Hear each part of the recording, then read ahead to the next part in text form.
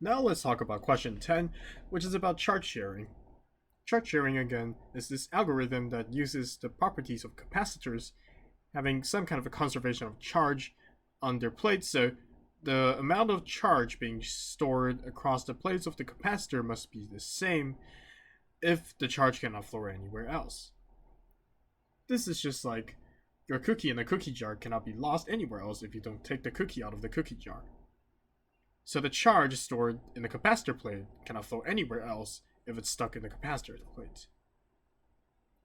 And now let's use the charge sharing algorithm to make some more demonstrations about this property. More specifically, now we will be given 3 sets of switches by the problem, and given that C star is equal to C, and that C star was being charged by this voltage source with Vs, we're going to ask which set of switch would allow us to make the new node Ux be equal to 1/2 of Vs, which we charge C star with. Let's work with this question, one set of charge by another, or one set of switch by another. Let's work with switch 1 first. At first, I have a voltage source with Vs, and I connect this voltage source to another capacitor called C star, and I charge C star.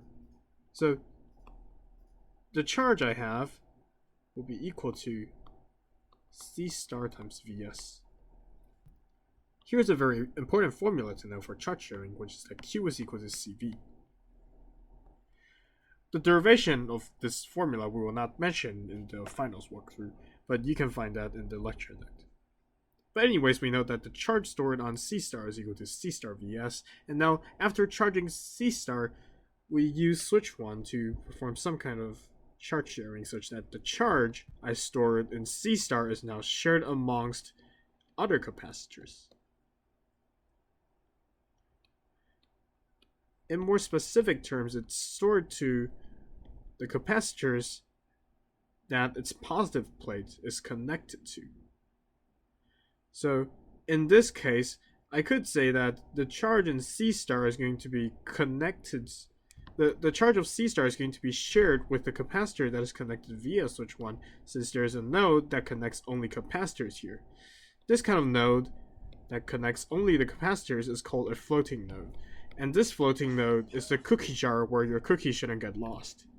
Or in other words, your charge shouldn't get lost. And so that the amount of charge you had before closing switch 1 is equal to the amount of charge you have after switching switch 1 into being closed, because your cookie or your charge shouldn't get anywhere else but be stored in the capacitor plates now. So before Q1 is closed, we charge C star to have a charge that is C star Vs. After we close this switch 1, we now get that this node Ux times the equivalent capacitance of this entire capacitor network, which will be 1/2 C plus C star, is equal to the charge I had before. And this is again because that the charge I had in the positive plate of C star is equal to the total charge I have stored in the two capacitors with capacitance C and the capacitor with C star. And the reason why I can decide that it's definitely these three that share the charge I previously have is because the positive plate of C star is being connected to only another capacitor, and this capacitor is then connected to another capacitor, which it would also share the charge with. And last but not least, I know that it's Ux times 1/2 C plus C star, because first of all, the charge I have shared in a capacitator network has to be dictated by Q equals CV, and I get the 1/2 C plus C star because I am actually dealing with a circuit that looks something to the lines of this as well, where I have Ux here, and now I have this capacitor that is basically C star paralleled with the combination of two C's in series.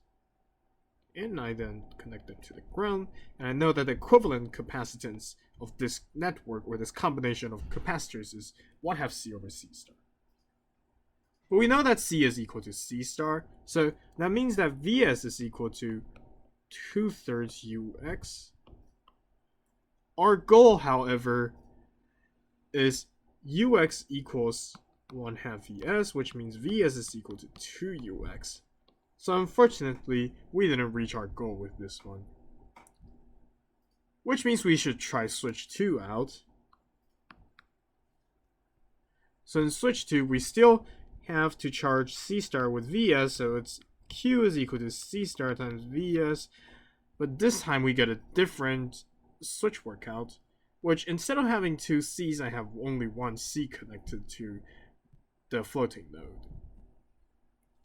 So I'm actually dealing with something like this.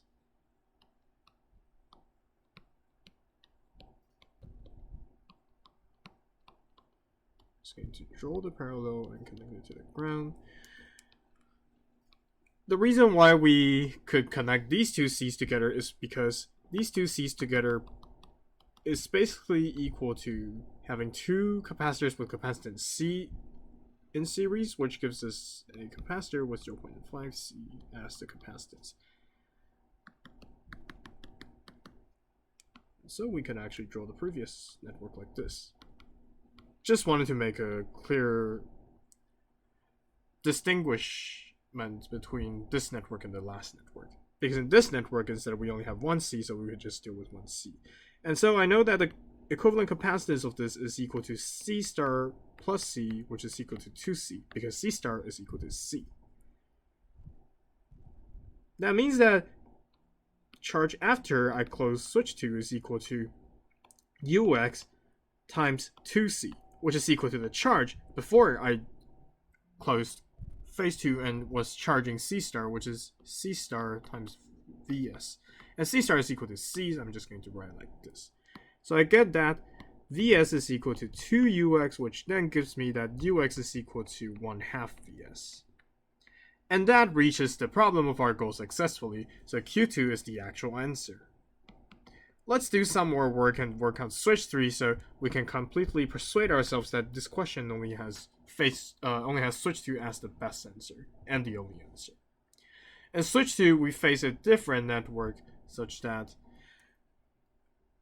albeit we still charge C star to Vs, our Ux is now facing something more different, which is that we're now putting some other capacitor in series with C star, and that series is 2C. So I'm actually dealing with something that looks also like this. I'm going to take the equivalent capacitance, which is C star parallel to C, and make it one capacitor instead. And know that C star parallel to C is equal to C parallel to C, which is then equal to 2/3C. So this means that C star Vs, which is the charge before I did close charge switch 3, is equal to the charge after I close switch 3, which is equal to